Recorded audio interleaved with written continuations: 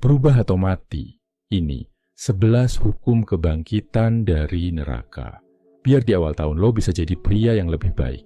Mungkin agak menampar, agak keras, tapi gue cerita ini ke lo. Karena gue sayang sama lo, bro. Gue pengen lo sukses dan mendominasi tahun 2026. Tahun baru cuma ganti kalender kalau mental lo masih lama. Lo mau berubah, tapi lo manja. Dengerin kisah Francis Ngannou, sang predator MMA. Hukum pertama adalah lo miskin, karena lo kurang lapar.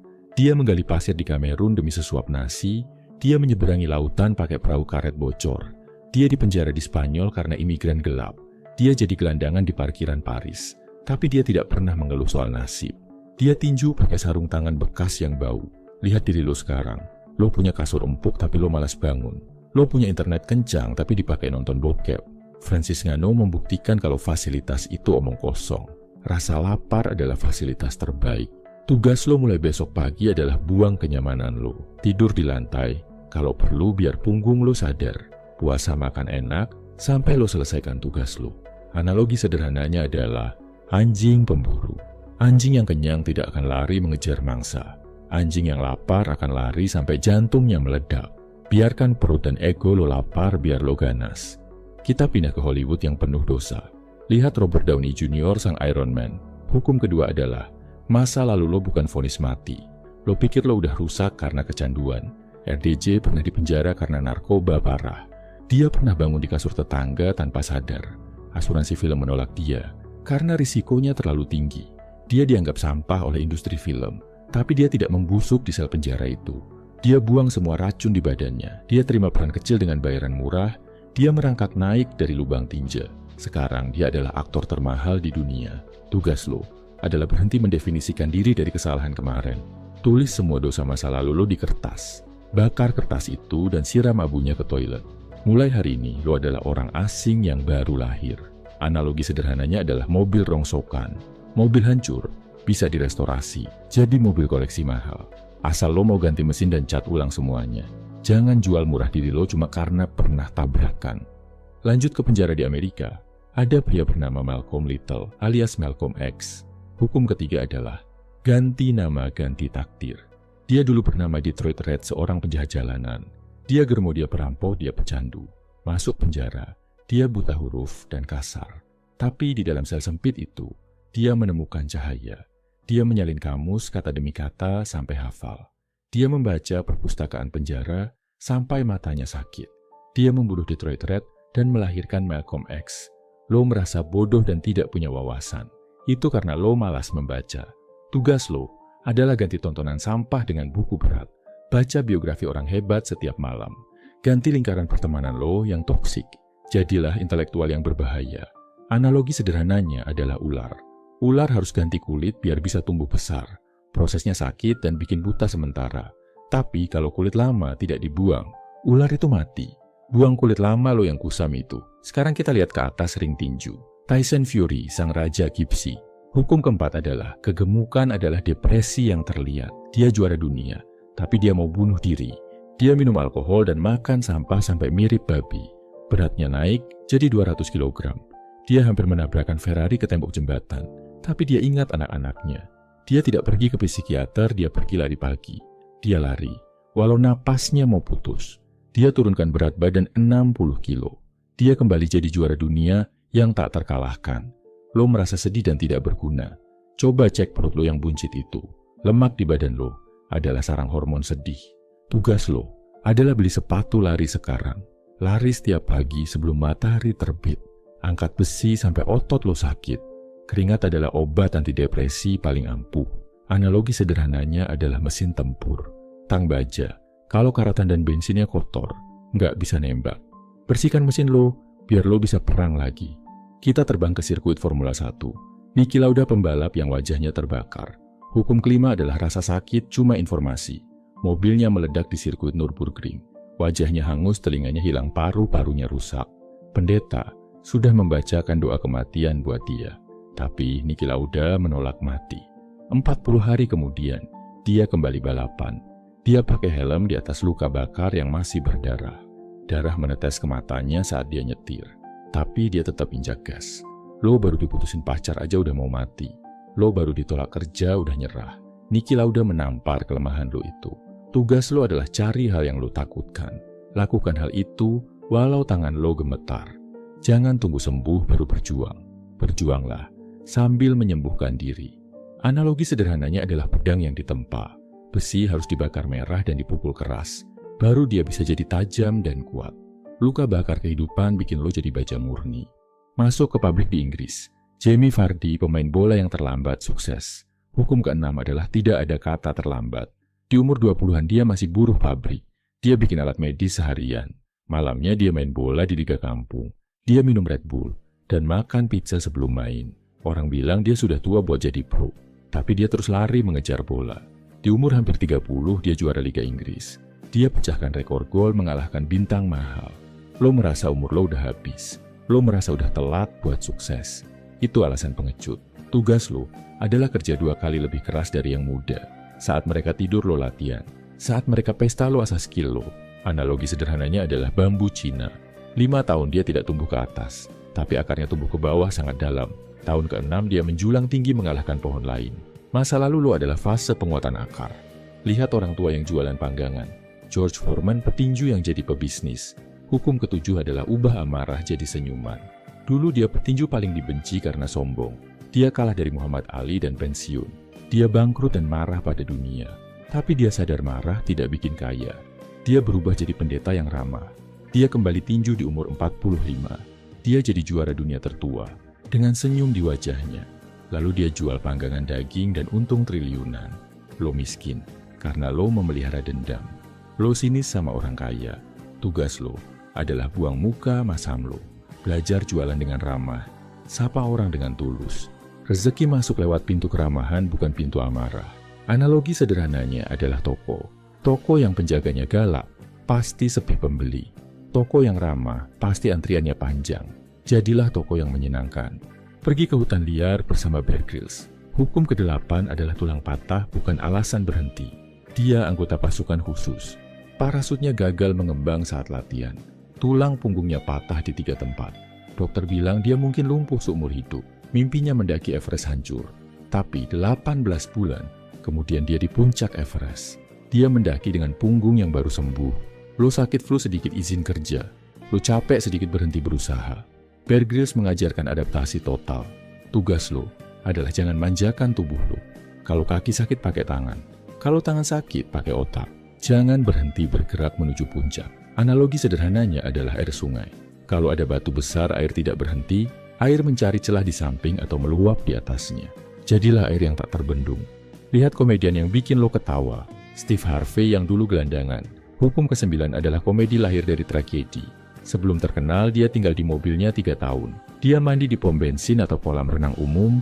Dia makan sisa catering acara. Dia menangis sendirian di mobil yang dingin.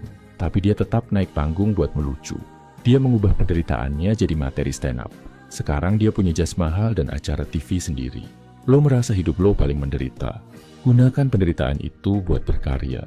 Tugas lo adalah berhenti mengeluh di sosmed. Tulis cerita sedih lo jadi buku atau konten. Jadikan rasa sakit lo sebagai produk yang dijual. Orang suka cerita from zero to hero. Analogi sederhananya adalah kotoran ternak. Kotoran itu bau dan menjijikan. Tapi kalau diolah dia jadi pupuk yang menyuburkan. Olah nasib buruk lo jadi pupuk kesuksesan. Kita ke lapangan tenis bertemu Andre Agassi. Hukum ke-10 adalah jujur pada diri sendiri. Dia dulu punya rambut gondrong palsu. Dia pakai wig karena botak dan malu. Dia benci tenis karena dipaksa ayahnya. Dia pakai narkoba karena depresi. Peringkatnya jatuh ke 141. Lalu dia memutuskan untuk jujur. Dia cukur habis rambutnya sampai botak licin. Dia buang wignya. Dia mulai latihan dari nol dengan kerendahan hati. Dia merangkak naik jadi nomor 1 dunia lagi. Lo gagal karena lo palsu. Lo berpura-pura kaya padahal banyak utang. Lo berpura-pura bahagia padahal kosong. Tugas lo adalah buka topeng lo sekarang. Akui kalau lo sedang susah. Minta bantuan kalau perlu. Jadilah botak dan telanjang di hadapan kenyataan. Analogi sederhananya adalah fondasi bangunan. Kalau fondasinya keropos ditutup semen bagus pun akan rubuh. Bongkar semennya, perbaiki fondasinya baru bangun lagi. Terakhir kita masuk ke hutan salju Finlandia. Simo Häyhä, sang penembak jitu. Hukum ke-11 adalah diam itu mematikan. Dia petani kecil setinggi 1,5 meter. Saat Rusia menyerang, dia tidak banyak bicara. Dia pakai baju putih menyatu dengan salju. Dia menaruh salju di mulutnya, biar napasnya tidak berasap. Dia membunuh 500 musuh tanpa skop. Dia tidak butuh teknologi canggih. Dia cuma butuh kesabaran dan besi tua. Lo terlalu berisik di media sosial. Lo pamer rencana resolusi tahun baru lo. Itu bikin lo lemah. Tugas lo adalah tutup mulut lo rapat-rapat. Jangan ceritakan rencana lo ke siapapun. Biarkan hasil tembakan lo yang bicara. Bekerjalah dalam senyap dan dingin. Analogi sederhananya adalah hantu. Musuh paling menakutkan, bukan yang teriak di depan, tapi yang tidak terlihat dan tahu-tahu sudah di belakang. Jadilah hantu bagi pesaing lo. My brother, lo baru saja mendengar kisah 11 manusia baja. Francis Ngannou, Robert Downey Jr., Malcolm X Tyson Fury, Niki Lauda, Jamie Vardy, George Foreman, Bear Grylls, Steve Harvey, Andre Agassi, dan Simo Hayat. Mereka semua pernah ada di dasar jurang. Mereka semua berhasil memanjat naik. Sekarang giliran lo. Selama 7 hari ke depan, kita akan meminjam roh mereka. Setiap hari, kita akan memanggil 1 atau 2 kekuatan mereka untuk merasuki tubuh lo. Kita akan paksa otot lo, otak lo, dan jiwa lo untuk bekerja di luar batas normal. Tujuannya satu, agar di hari ke-8, lo bangun sebagai orang asing yang jauh lebih kuat. Siapkan mental lo. Tidak ada jalan kembali. Hari pertama adalah hari pengakuan dosa dan kematian ego. Hari pertama ini kita panggil roh Andre Agassi dan Robert Downey Jr. Ingat Agassi yang botak tapi pakai wig karena malu. Ingat RDJ yang hancur karena narkoba. Langkah pertama perubahan adalah kejujuran radikal. Lo tidak bisa memperbaiki mobil kalau lo tidak ngaku mesinnya rusak. Misi lo hari ini adalah telanjang di depan cermin. Bukan telanjang fisik, tapi telanjang mental. Ambil kertas kosong dan pena hitam. Tuliskan semua kebusukan lo. Tuliskan kebiasaan buruk yang lo sembunyikan dari orang lain. Tuliskan ketakutan lo yang paling memalukan. Tuliskan utang lo. Tuliskan kebohongan lo. Jangan ada yang disensor. Muntahkan semua racun itu ke atas kertas. Setelah selesai baca tulisan itu, dengan suara keras di kamar terkunci, akui bahwa itu adalah lo yang lama. Lalu ambil korek api. Bakar kertas itu di tempat aman. Lihat apinya memakan masa lalu lo. Abu itu adalah simbol kematian RDJ versi pecandu dan Agassi versi palsu. Hari ini lo dilarang pamer di media sosial. Lo dilarang pencitraan. Jadilah manusia yang jujur dan rendah hati. Rasakan beban ribuan kilo terangkat dari pundak lo. Hari kedua adalah hari lapar dan sakit fisik. Hari kedua ini, kita panggil roh Francis Ngannou dan Tyson Fury. Ingat Ngannou yang menggali pasir demi makan. Ingat Fury yang lari sampai muntah buat ngalahin depresi. Hari ini lo harus merasakan ketidaknyamanan fisik yang ekstrem. Lo terlalu nyaman di kasur empuk dan AC dingin. Misi lo hari ini adalah puasa dan penyiksaan. Berpuasalah. Biarkan perut lo berbunyi. Biarkan rasa lapar itu bikin lo sadar kalau lo masih hidup. Rasa lapar itu akan membangunkan insting predator lo. Di sore hari pakai sepatu lari lo. Lari sekuat tenaga lo. Jangan berhenti pas lo capek. Berhenti pas lo selesai. Kalau kaki lo sakit, ingat Niki Lauda yang nyetir dengan wajah terbakar. Sakit lo nggak ada apa-apanya setelah olahraga mandi air dingin. Bukan air hangat, tapi air sedingin es. Biarkan tubuh lo kaget. Biarkan tubuh lo belajar beradaptasi. Di hari kedua ini, lo belajar bahwa sakit fisik adalah obat terbaik buat sakit hati. Hari ketiga adalah hari penjara intelektual. Hari ketiga ini kita panggil roh Malcolm X. Ingat dia yang buta huruf di penjara, lalu menyalin kamus.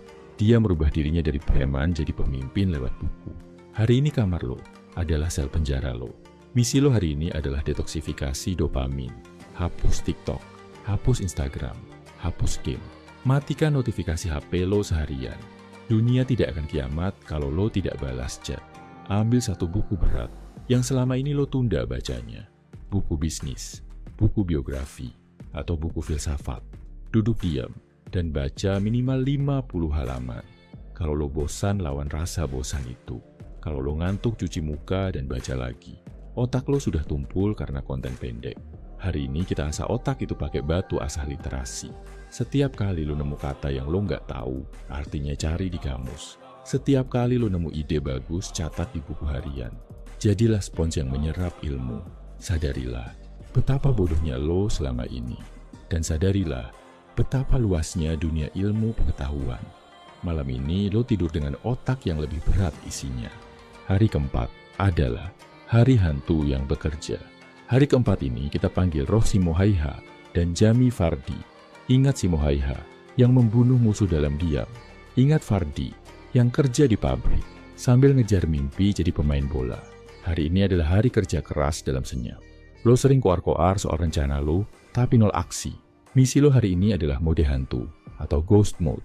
Tutup mulut lo rapat-rapat. Jangan cerita ke siapapun lo lagi ngerjain apa. Bangun 1 jam lebih awal dari biasanya. Saat dunia masih gelap, lo sudah mulai kerja. Kerjakan tugas paling sulit di kantor atau di bisnis lo. Fokus mutlak. Jangan ngobrol basa-basi sama teman kantor. Anggap diri lo sniper yang sedang mengincar target. Selesaikan pekerjaan 1 minggu dalam 1 hari. Buktikan kalau lo bisa produktif tanpa validasi orang lain. Kalau ada yang nanya, kok lo diem aja hari ini? Cukup senyum tipis dan lanjut kerja. Biarkan misteri menyelimuti lo. Orang takut sama apa yang tidak mereka mengerti. Jadilah hantu yang hasilnya nyata. Hari kelima adalah hari alkimia rasa sakit. Hari kelima ini kita panggil roh Steve Harvey dan Niki Lauda. Ingat Steve Harvey yang jadiin kemiskinannya bahan lawakan. Ingat Niki Lauda yang merubah kecelakaan jadi motivasi balapan. Hari ini kita ubah trauma lo jadi uang atau karya. Misi lo hari ini adalah kreativitas dari luka. Pikirkan satu kejadian paling menyakitkan dalam hidup lo. Dikhianati pacar, dipecat bos, atau dihina keluarga. Jangan nangis. Ubah cerita itu jadi sesuatu. Tulis artikel tentang pelajaran yang lo dapat dari kejadian itu. Bikin video yang menceritakan cara lo bangkit, atau bikin produk yang memecahkan masalah itu. Kalau lo pernah gemuk dan berhasil kurus jual program diet lo. Kalau lo pernah bangkrut dan bangkit jual nasihat keuangan lo. Energi negatif itu bahan bakar nuklir. Jangan disimpan di dada nanti jadi kanker. Keluarkan jadi karya yang bermanfaat buat orang lain. Hari ini lo belajar jadi pedagang rasa sakit. Jual cerita sedih lo untuk membeli masa depan yang bahagia. Hari ke-6 adalah hari pelayanan Sang Raja. Hari ke-6 ini kita panggil roh George Foreman. Ingat dia yang merubah amarah jadi senyuman dan jualan panggangan. Dia sadar kalau rezeki datang dari melayani orang. Hari ini lo buang muka masam lo. Misi lo hari ini adalah pelayanan tanpa syarat. Lakukan 3 kebaikan acak buat orang asing. Bayarin parkir orang di belakang lo. Bantu angkat barang ibu-ibu di pasar. Atau kasih tip besar buat ojek online. Senyum ke setiap orang yang lo temui. Tatap mata mereka. Dan ucapkan terima kasih dengan tulus. Latih otot keramahan lo. Orang sukses itu magnetis. Mereka enak diajak ngobrol. Mereka bikin orang lain merasa penting. Hari ini lo belajar diplomasi tingkat tinggi. Lo belajar menaklukkan orang bukan dengan tinju, tapi dengan jabat tangan. Rasakan energi positif yang balik ke lo. Itu adalah energi uang. Hari ke-7 adalah hari adaptasi di alam liar. Hari ke-7 ini kita panggil roh Bear Grylls. Ingat dia yang mendaki Everest dengan punggung patah. Ingat prinsip dia, improvise, adapt, overcome. Hari ini lo keluar dari rumah.